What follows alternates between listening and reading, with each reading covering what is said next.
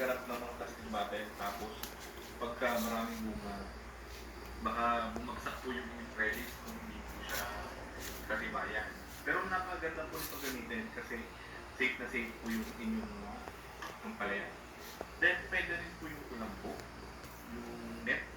So, i-ulman nyo lang siya na pangbalot para yun po yung magiging protection niya.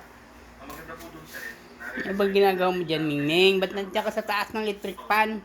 tapos dahil net siya, Sumakay ka ng press wheel.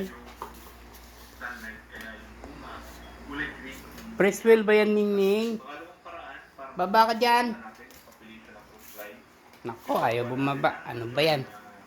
Fruit fly trap. So ito po, gamit lang yung plastic bottle.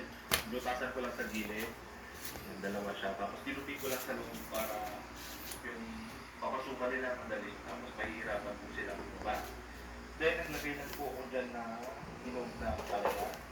Yung tinapong